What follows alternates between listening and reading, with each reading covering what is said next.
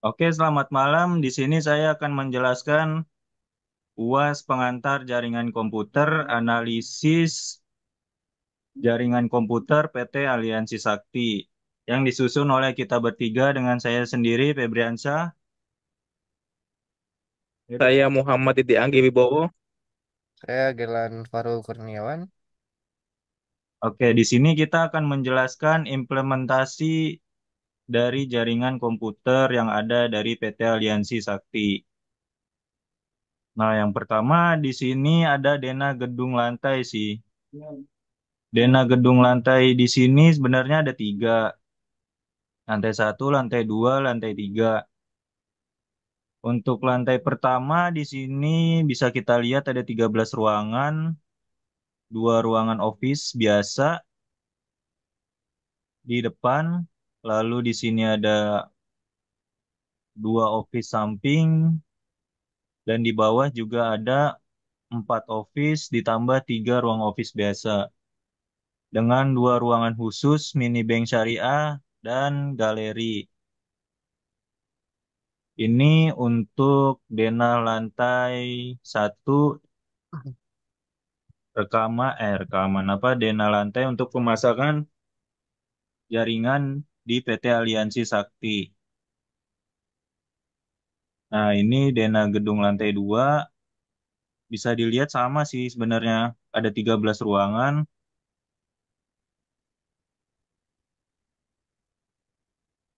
ada 13 ruangan di sini dengan dua ruangan khusus yaitu toilet. Oh enggak, maaf. Sebelumnya untuk di lantai 2 nggak ada ruangan khusus. Hanya saja ruang perpustakaan dan ruang apa nih satu lagi. Itu. Nah, di lantai 3 di sini ada 13 ruangan ada 13 ruangan office dengan dua ruangan khusus yaitu lab dengan di sisi kiri dan kanan. Nah, sebelumnya untuk perangkat yang akan kita gunakan sendiri dari router PT Aliansi Sakti yaitu router Mikrotik lalu dengan switch TP-Link dan access point Ruiji. Selebihnya dengan menggunakan LAN socket. Nah, ini topologi simpelnya ya untuk perangkat jaringan yang biasa kita tahu. Yang paling pertama ada router utama. Sebelum ke router utama, ini ada jaringannya dulu. Jadi dari CLUT atau jaringan provider, dia turun ke router. Nah, ini switch 2 dan 3 ini maksudnya switch lantai 2, ini switch lantai 3. Nah, ini switch lantai satu yang akan dipecah ke beberapa perangkat jaringan. Di sini pertama akses point ini WiFi ya bisa kita bilang atau SSID. Nah, di sini tuh ada 12 akses point dengan 13 wall LAN socket atau biasa kita bilang titik internet atau jaringan yang menggunakan kabel LAN. Itu biasanya untuk dari tembok ke PC. Nah, dari LAN socket ini larinya ke switch, dari switch ngambil dari router. Begitu.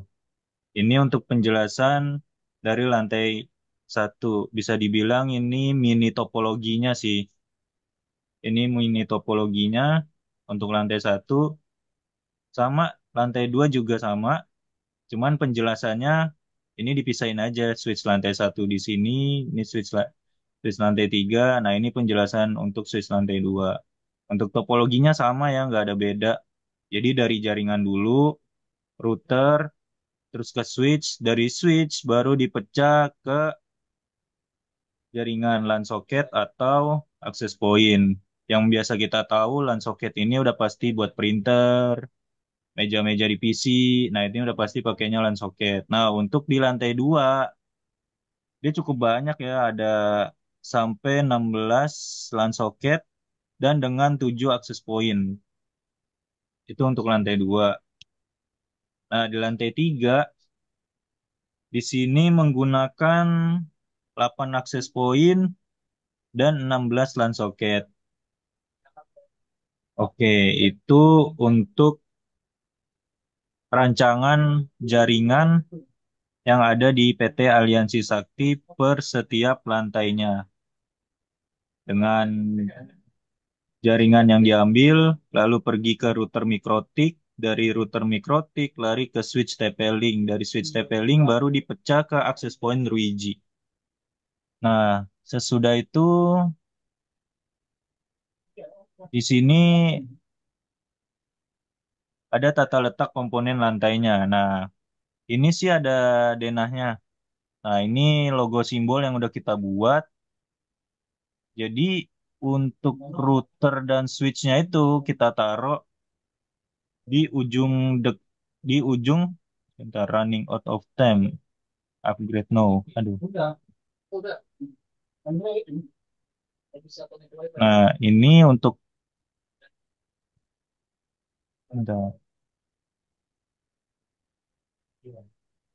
remaining time 9 menit. Oh, 9 menit. Nah, ini untuk penjelasan jaringan jalan routernya, ini switch. Switchnya di sini.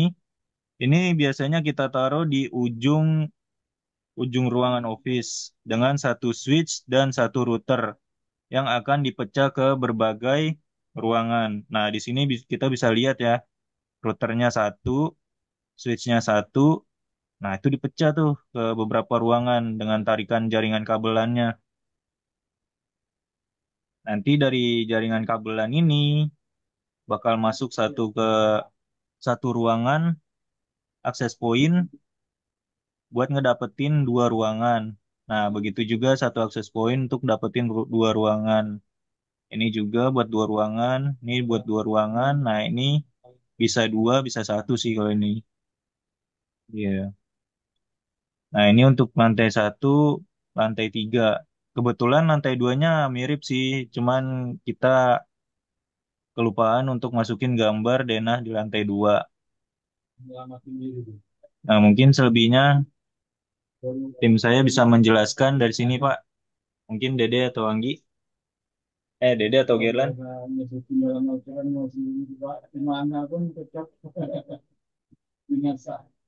Ya,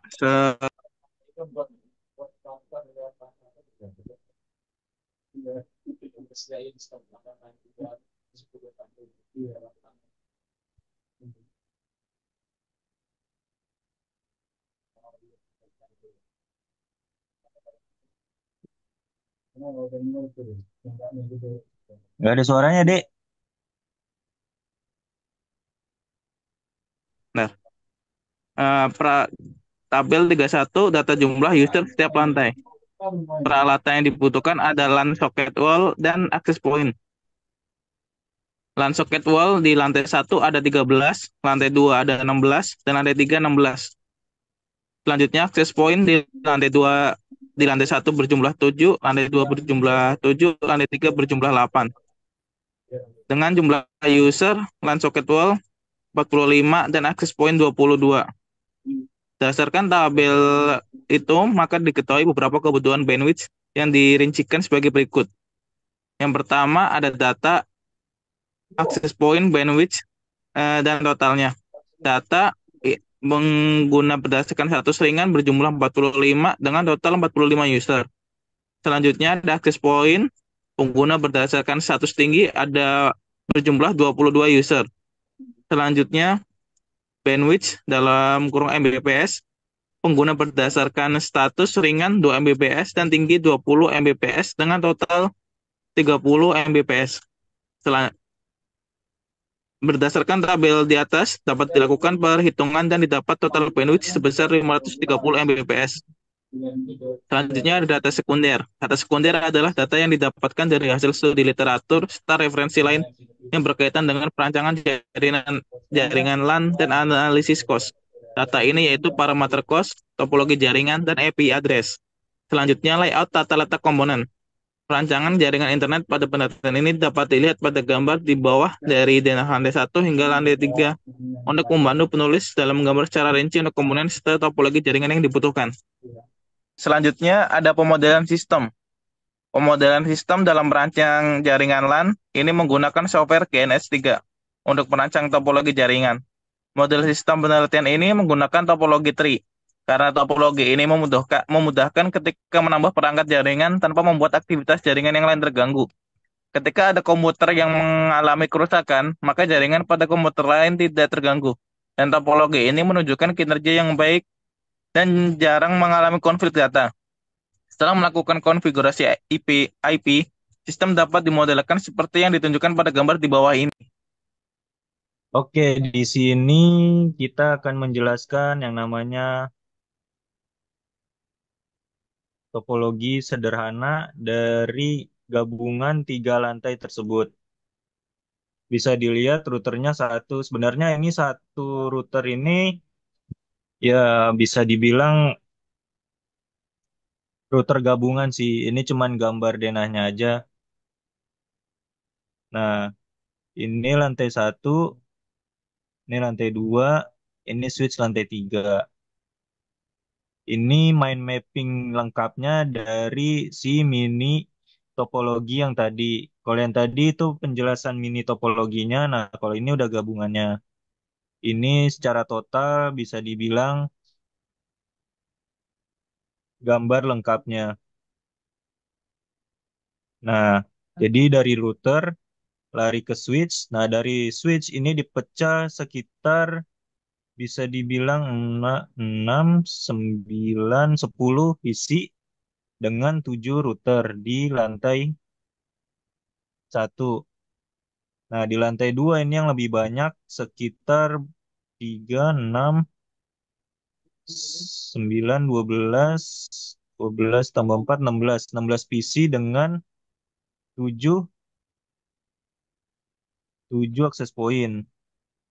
Nah, yang di bawah ini baru lebih sedikit, sekitar 3, 6, 9, 12, 12, 4, ya 16. 16 PC dengan 8 akses point. Nah, ini adalah penjelasan kompleksnya. Nah, di sini ini baru penjelasan dari IP address yang sudah dikonfig. Ini konfigan router utamanya. Di sini ada 4 port yang kita pakai. Jadi ada Ethernet satu, 2, 3. Nah, ini IP yang kita pakai untuk lari ke si switch. Nah, di sini yang kita pakai adalah IP kelas A dengan depannya 10, 20, 68, port 16.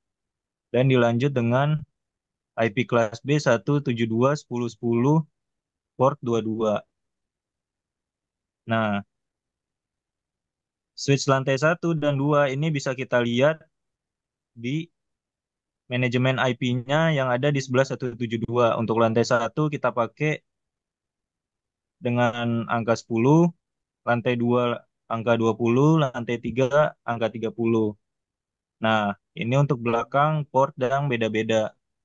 Di mana untuk port yang kita colokin di switch-nya.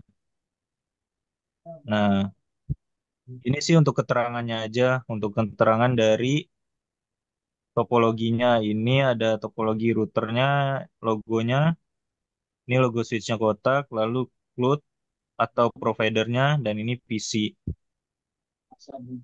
Oke, dilanjut. Oke, kali ini akan saya lanjutkan dari Saudara Febri. Di sini ada pengujian simulasi ya. Tahap pengujian simulasi pertama yaitu memastikan seluruh perangkat jaringan bisa bertukar data satu dengan lainnya. Langkah yang dilakukan adalah dengan melakukan tes ping di setiap perangkat jaringan hingga perangkat menampilkan balasan dari perangkat yang dituju. Pengujian kedua melakukan capture data jaringan pada GN83 menggunakan WireShark dari interface satu ke interface yang akan dituju. Analisis quality of service merupakan tahapan penelitian melakukan perhitungan pada nilai cost dari data yang didapatkan pada aplikasi WireShark dan dihitung berdasarkan parameter yang sudah ditetapkan menurut standarisasi Tipun. Data yang diperoleh nanti akan diolah pada Microsoft Excel dan selanjutnya dibuat dalam bentuk tabel. Spesifikasi perangkat router mikrotik dalam penelitian ini, router mikrotik digunakan karena router ini dapat dikontrol melalui Winbox, sehingga memudahkan dalam manajemen bandwidth dan pengaturan lain. Jenis mikrotik yang akan digunakan adalah CCR 103620G 4S. Spesifikasinya CPU Tilera Tile GX36 1,2 GHz, 36 core, main storage-nya 512 MB, RAM-nya 4 GB, LAN port 12, USB 1. Terus table spesifikasi perangkat router mikrotik lanjutan. Portnya SFP port 4, operating system router OPS V6, Gigabyte yes, router OS lisensi level 6, temperaturnya 20 Celcius sampai dengan 45 Celcius. Swiss pada penelitian ini menyarankan menggunakan Swiss TP-Link 24 port, Gigabit switch TLSG 1024. Dikarenakan pada switch ini memiliki 24 port dan pada desain jaringan hanya memiliki 24 user, sehingga harganya pun lebih terjangkau. Berikut tabel spesifikasi perangkat switch. Produk kodenya adalah TP-Link 24 port, Gigabit switch TLSG 1024, standarnya 80 IEE 82,3. Di sini ada US-nya 802, IPDSCV, COS, interface-nya 2410 per 100 1000 megabyte per second. Lalu power supply-nya ada 100 sampai 240 volt. Mountingnya menggunakan rack mountable. Paket forwarding rate 35,7 megapiksel. Network media menggunakan kategori 3, 4, sampai 5 kabel.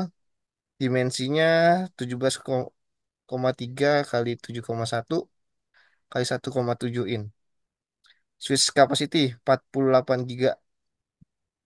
Max set displacement ada dia sampai 46 44 bit.